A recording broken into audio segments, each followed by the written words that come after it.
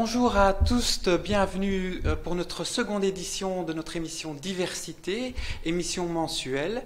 Aujourd'hui, on va vous parler d'un sujet complexe qui est la sociolinguistique.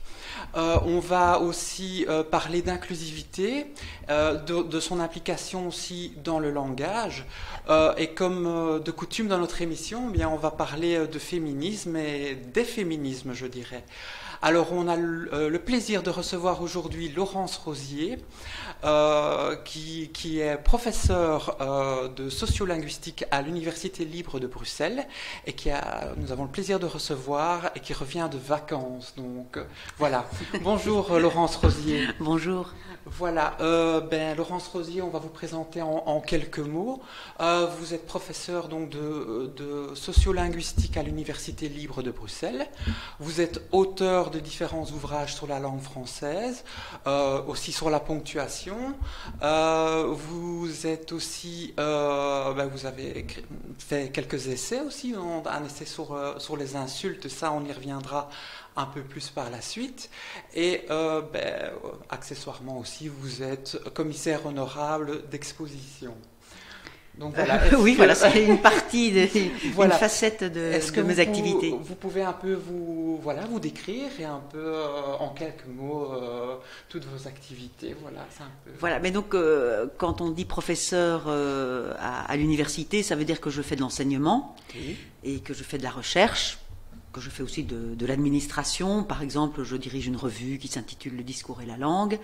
Dans mes cours, vous avez dit qu'en effet la sociolinguistique était un sujet complexe. Alors au départ, on peut dire que c'est la vie des mots dans la société, donc ça pourrait être simple, mais en effet, c'est extrêmement vaste puisque ça peut aborder soit la question, par exemple, du bilinguisme ou de la variété des langues, ou des questions qui sont plus liées en effet à la violence verbale dans l'espace public. Donc c'est un sujet en effet très vaste. Et par ailleurs, je m'occupe aussi de la formation des futurs professeurs de français. Et enfin, vous l'avez mentionné, j'ai eu la chance aussi de pouvoir, dans le cadre de mon métier, être commissaire d'exposition, une exposition consacrée aux insultes adressées aux femmes et plus dernièrement une exposition consacrée à la pornographie. Oui, ça on en parlera ici un peu après. Alors, on va parler littérature, Laurence Rosier, parce que votre livre « Le discours rapporté » aux éditions du Culot, vous a valu en 2000 le prix Léopold Rossi.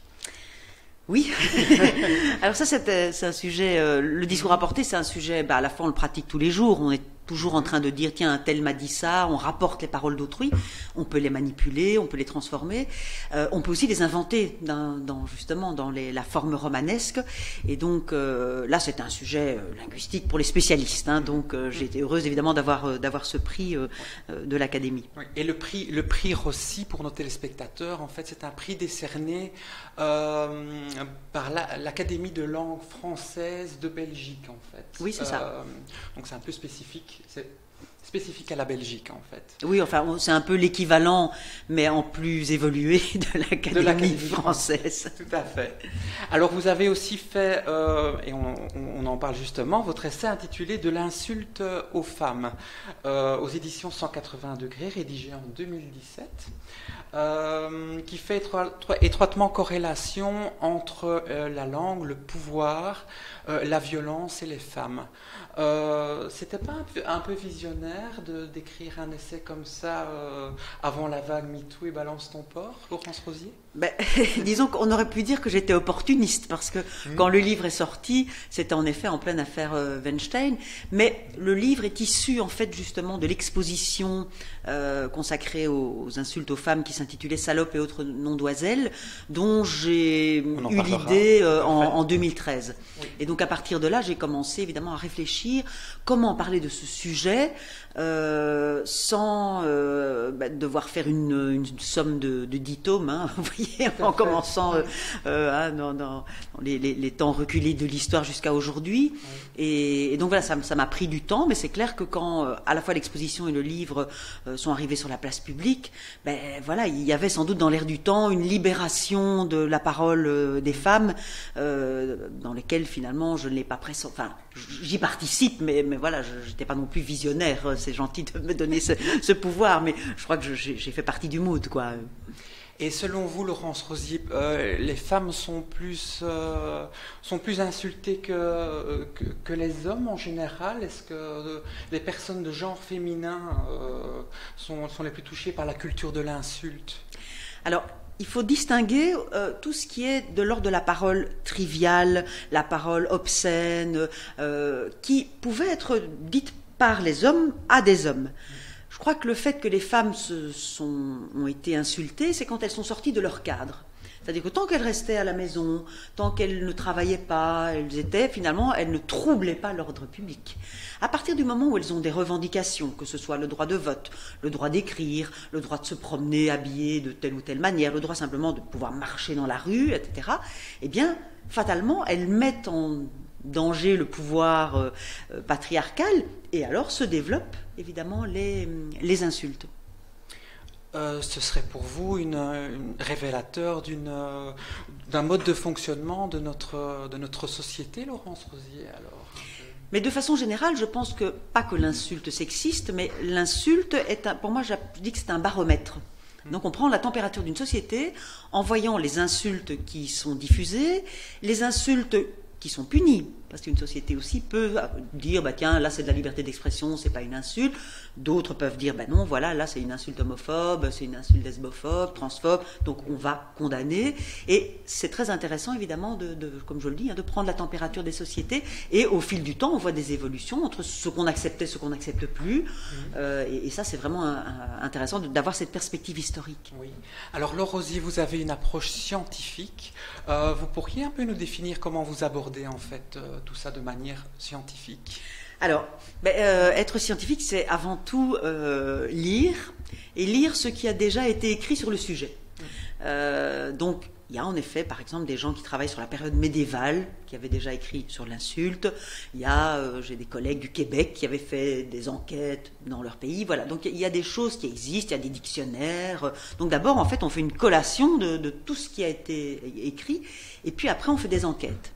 Et là, depuis 1997, j'ai fait faire aussi par mes étudiants dans mes cours, des enquêtes dans les cours de récréation, dans les clubs de foot, dans les milieux du culturisme, sur le net, puisque le net est un observable aujourd'hui, parfois dans la littérature. Et avec ça, évidemment, j'ai commencé à engranger beaucoup de données. Et ce que j'aime bien, c'est pas me cantonner justement à un espace, c'est pouvoir comparer. Pouvoir se dire, tiens, l'insulte au foot, est-ce que c'est la même que l'on rencontre dans l'insulte au marché, par exemple, ou est-ce que l'insulte à l'école sera la même que l'insulte entre collègues dans un mail?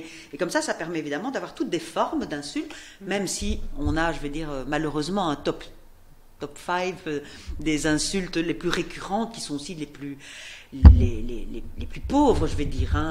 Voilà, c'est salope, enculé, celle qu'on connaît toutes. Voilà, oui, celle qu'on connaît toutes, qu'on a toujours, sans doute, un jour au moins reçues. C'est ça. Alors, dans vos cours, est-ce que la binarité de genre dans notre société actuelle, pour vous, a encore une signification? Est-ce que c'est quelque chose qui est encore d'actualité?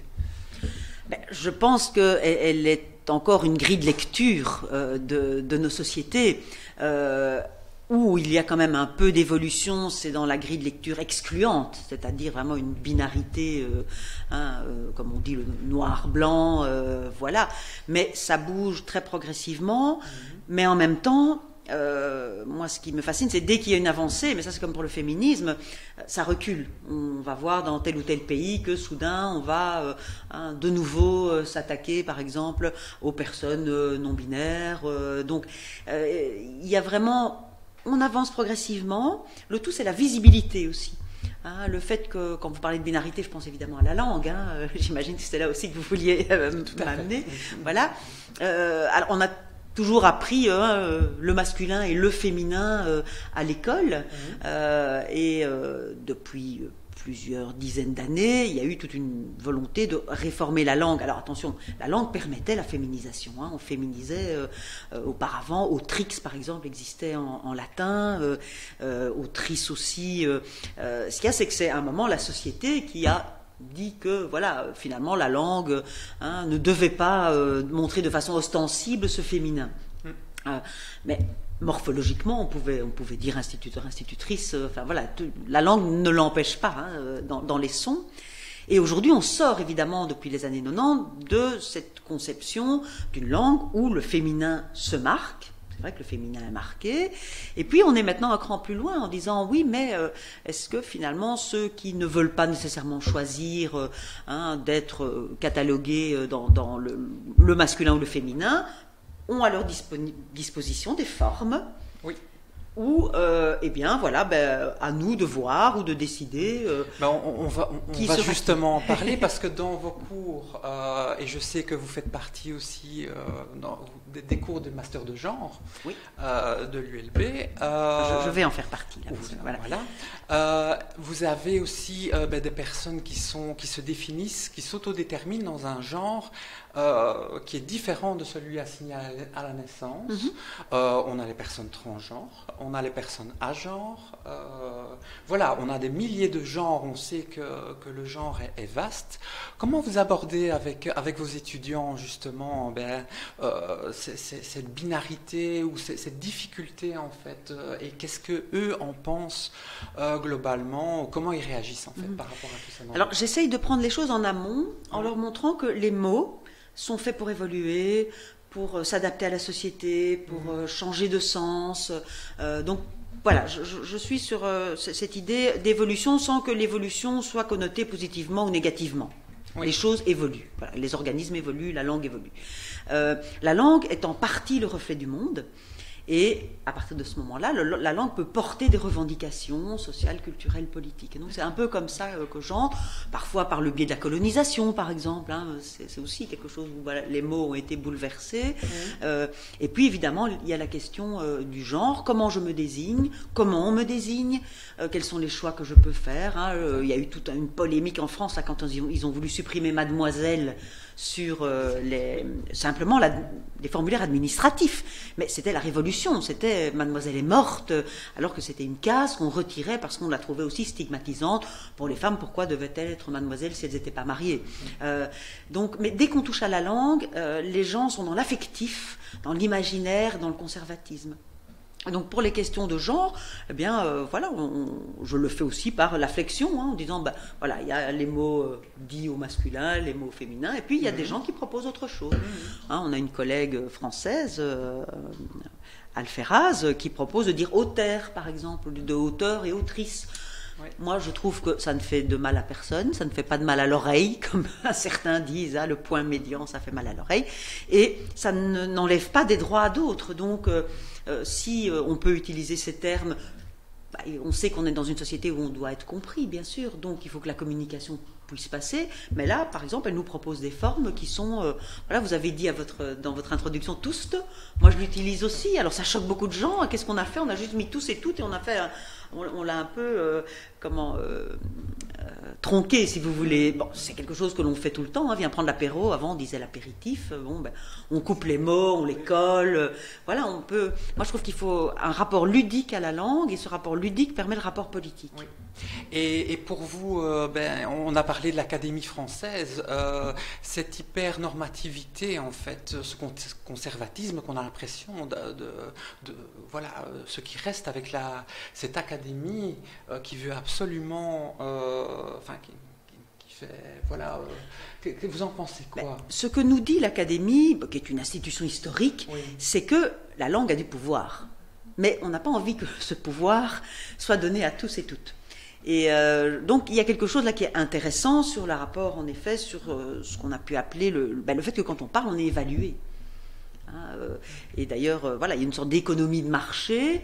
Pourquoi certains, surtout certains d'ailleurs, auraient le droit de créer des mots, de décider quel est le bon mot, et d'autres pas. Donc, en tant qu'institution historique, alors on peut dire débranchons l'académie, etc. Bon, moi, je suis non violente, donc bon, laissons-les dans l'imaginaire tels qu'ils sont et laissons-les évoluer. Bon, voilà. Mais après, ne pensons pas que ce qu'ils disent, ce qu'elles disent, est quelque chose qui est fondateur ou qu'on doit suivre absolument. Voilà, c'est pas figé, ils font pas la loi, hein, les académiciens, les académiciennes.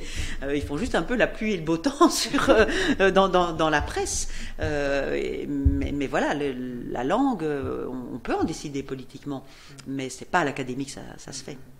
On sent quand même, Laurence Rosier, qu'il y a encore un conservatisme dans la population. Donc, c'est-à-dire pour les titres honorifiques, par exemple, comme auteur, comme médecin, voilà ce genre. Les gens, vous le disiez très bien, ont parfois mal à l'oreille à utiliser ou à changer.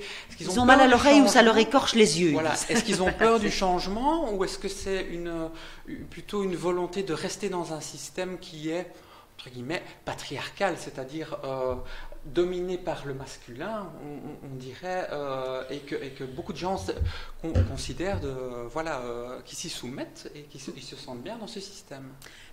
En effet, tout changement n'est pas rassurant.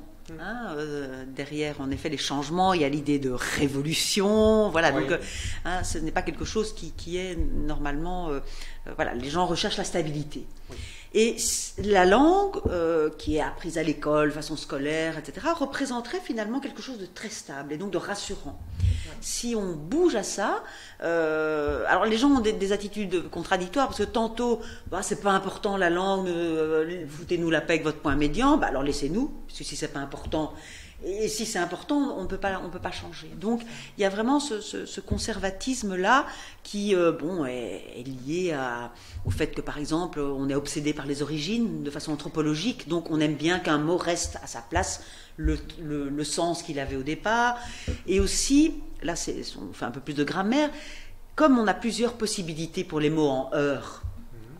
On avait auteuse, on avait autrice, on a aujourd'hui, on a eu auteur, et la variation, c'est bien, on peut choisir. Alors on sait qu'auteuse, ça a moins la cote, par exemple.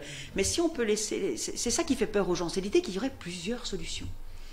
Comme pour l'orthographe réformée, moi je ne veux pas qu'on remplace l'une par l'autre, je veux qu'elle puisse coexister. C'est pour faciliter la vie des gens, parce que sinon. Exactement. Et vraiment c'est ça, cette coexistence. Et quand vous parlez d'inclusif, au niveau pour moi de la langue, c'est accepter la coexistence de graphies différentes. C'est ça, oui. Alors, on sait qu'il y a déjà des outils. Vous avez parlé d'Alferaz tout à l'heure, avec sa grammaire du français inclusif. Mm-hmm. Pourquoi on ne les utilise pas, en fait, puisqu'ils existent? C'est du matériel déjà, donc tout ça est lié. Est-ce que c'est complexe techniquement? Il y a le manuel de l'écriture inclusive de Raphaël Haddad qui est en ligne, là, donc qu'on peut télécharger, et qui, lui, est beaucoup plus, je vais dire, soft. Alferaz, elle fait vraiment des propositions de néologisme, donc elle nous propose un changement, mais en même temps je pense que elle-même sait que ce sont des changements qui peuvent être dans certaines sphères sociales et pas nécessairement dire du jour au lendemain. Avec la langue il faut toujours être très très précautionneux. Donc les gens n'aiment pas les réformes, elle-même le sait, on fait avancer progressivement, elle lance un petit mot, vous voyez, auteur, on va le prendre, donc il y a les outils, et c'est vrai que les outils nous facilitent la vie. Si vous regardez tous les manuels, le manuel de l'écriture inclusive en ligne, il va vous donner, vous pouvez faire ça et ça, et en plus on peut aussi adapter et se poser des questions. Quand on fait des ateliers, les gens nous disent c'est difficile, et puis je dis au lieu de dire directeur et directrice, vous dites la direction. Et comme ça, au contraire, on neutralise et vous êtes... Alors, attention, il y a des textes où ce n'est pas bon de tout neutraliser. Si on veut, par exemple, insister sur le fait que dans telle équipe d'entreprise, il n'y a pas assez de femmes, on ne va pas neutraliser. Parce qu'en disant la direction, il y a des hommes et des femmes. Donc, il y a des usages politiques de la neutralisation, comme il y a des usages, au contraire, du fait de montrer à ce moment-là que telle ou telle communauté subit par exemple une discrimination, là on doit pouvoir la montrer. Mais justement, comme la langue n'est pas figée, on peut avoir tous ces usages. Alors, Laurence Rosier, on va parler un peu de féminisme aussi. Il y a pourtant, il y a le choix de certaines femmes, de ne pas vouloir s'émanciper. Qu'est-ce que vous en pensez ? par rapport à ça, qui reste dans un conservatisme au lieu de... Il y a toujours eu, dans tous les systèmes de domination, il y a toujours eu des dominés qui ont préféré emprunter le discours et les actes de la domination.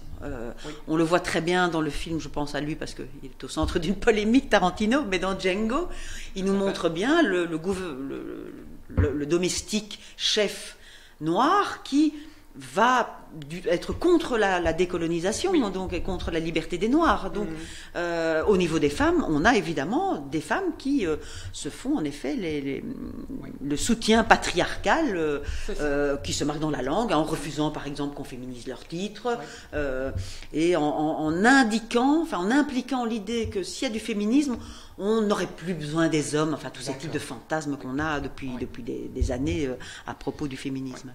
Alors on va parler expo, Laurence Rosier. Vous avez participé en collaboration avec la merveilleuse Shirley Hichter, on salue, sororité Shirley d'ailleurs, à un documentaire dont le titre s'intitule, je cite entre guillemets, Impertinente. C'est un documentaire photographique qui a été tourné dans les principales capitales européennes, photographiant des mannequins en vitrine pour montrer un peu l'image de la femme, ce qui est représenté comme image de la femme à travers les mannequins en vitrine. À Bruxelles, pour vous, on en est où par rapport à ça, à l'image de la femme? Par rapport à l'image. Alors, pour revenir, donc Shirley, c'est un livre. C'est vrai que c'est un documentaire photo, mais voilà, c'est un livre. Qui était complété par écrit aussi. Voilà, j'ai écrit les textes. Mais à Bruxelles, alors moi, je n'estime pas, je suis pas sociologue, donc je fais de la sociolinguistique, mais je sais qu'il y a des espaces sociaux que je vois et des espaces que je ne fréquente pas de par la vie que l'on a, le choix du métier que je fais. Sur mon campus, je dirais que je vois de plus en plus de diversité. D'ailleurs, plus de diversité au niveau des genres. Je pense qu'on manque encore de diversité justement au niveau des populations géographiques, et on a encore un campus fort blanc, je trouve. Mais au niveau de la diversité des genres, je vois des choses. Je vois des codes qui étaient au départ très stéréotypés filles-garçons, qui sont aujourd'hui échangés, je vais dire. Et ça, je trouve ça intéressant parce que ça s'accompagne aussi évidemment souvent d'une conscience politique de ces jeunes pour qui, en effet, c'est pas qu'une question de mode, mais que c'est plus ancré. C'est revendicatif. C'est revendicatif, oui, tout à fait. Alors, vous avez, en 2015, vous étiez commissaire de l'exposition intitulée, et là je cite aussi entre guillemets, Salope et autres noms d'oiselles, dont l'initiative émanait de l'Université libre de Bruxelles. Vous étiez commissaire d'exposition, vous avez choisi 6 femmes artistes parmi, plusieurs femmes. Les femmes sont plutôt invisibilisées dans l'art. Il y en a quelques-unes qui ont percé. On pourrait parler de Sophie Calle, de Marina Abramovic ou d'Annette Messager, mais bon, elles ont percé. Mais en général, pour vous, le monde de l'art, c'est un monde machiste? C'est un monde fermé? Je ne sais pas, parce qu'en fait, dans l'exposition, au départ, je suis partie de 6 figures historiques féminines. D'accord. Et puis, j'ai cherché des artistes. D'accord. Mais au départ, je n'avais pas une recherche où je voulais absolument des femmes artistes pour illustrer ces femmes. C'était plutôt des coups de cœur, c'est-à-dire, il y a l'affiche de l'exposition, c'était une couronne mortuaire avec Salope. C'est Éric Pougeot, peu m'importait que ce soit une femme ou un homme. Ce qui m'intéressait, c'était le message, c'est-à-dire, peut-on insulter les morts et les mortes? Puisque c'est quelque part ce qu'il faisait. Après, je suis tombée en effet sur quelqu'un comme Tamina Beausoleil, parce que j'aimais ce qu'elle faisait, ces femmes sauvages. Et alors, j'ai essayé de faire des échos, si vous voulez, entre l'art et des femmes que j'estimais dans l'histoire de l'humanité, avoir été particulièrement insultées, parce que elles n'étaient pas nécessairement des femmes, comme toute personne, elles avaient des défauts, ou elles avaient parfois des positions politiques qu'on a envie de critiquer. J'avais pris Margaret Thatcher dans Mes grandes salopes. Donc mais l'idée est justement, en face on avait mis la couronne de Pougeot pour interroger, pour dire est-ce qu'on a insulté Margaret Thatcher de la même manière que Pinochet par exemple? C'est-à-dire, est-ce qu'on a insulté une femme morte qui, en effet, c'était pas une dictatrice, mais enfin, elle avait c'était une dame de fer. C'était une dame de fer, hein, et elle a, en effet, elle a fait une politique très très dure au niveau du capitalisme. Et de l'autre côté, donc il y avait cette question-là. Est-ce que finalement, quand on est femme, on va encore moins nous pardonner certaines choses, on va danser sur votre tombe, alors que normalement, socialement, il y a des tabous que l'on respecte, parce que voilà. Et pour vous, les femmes seraient plus provocatrices en fait en art. Elles feraient des choses plus controversées. Vous pensez que les hommes? D'abord, pour devenir artiste, je pense que va sortir incessamment sous peu le travail de Geneviève Fraisse sur la naissance de la femme artiste, où elle montre évidemment qu'on dit, allez, une ou deux comme génie, ça va, mais sinon, restez des muses. Voilà. Parce que vous n'allez pas, en plus du droit de vote, devenir des artistes et devenir des concurrentes. Alors après, les femmes vont nous parler évidemment de tabous. Il y a des artistes qui travaillent avec les menstrues, on va parler du corps, on va parler de la pornographie, elles vont évidemment prendre des choses très tabous, et du coup, sans doute, évidemment, qu'on va d'autant moins leur pardonner parce que ce sont des femmes. Oui.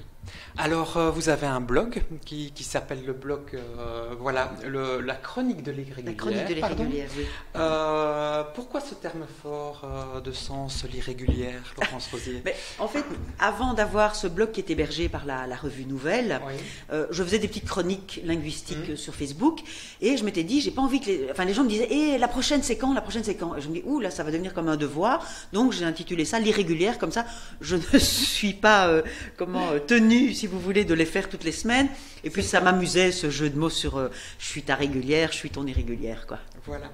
Alors, encore quelques petites questions. On arrive tout au bout, au terme de notre émission. Voilà.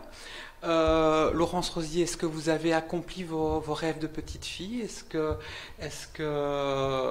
vous avez, qu'est-ce que vous voulez encore accomplir?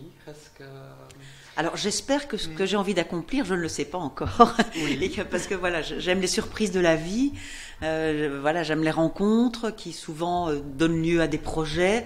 Je suis toujours partante, pour changer, me mettre un peu en danger. Je ne vais pas dire changer sa zone de confort, c'est une expression qui est devenue un peu énervante, mais j'ai la chance d'avoir un métier qui me laisse la liberté aussi de pouvoir en effet emprunter des chemins parfois détournés ou auxquels je ne m'attendrais pas. Alors, votre définition de la femme moderne, Laurence Rosier? Elle n'a pas sa langue en poche. D'accord. Alors, Laurence Rosier en 2020 sera? Alors, Laurence Rosier en 2020 sera toujours dans le combat féministe, plus que jamais, et cherchera comment riposter.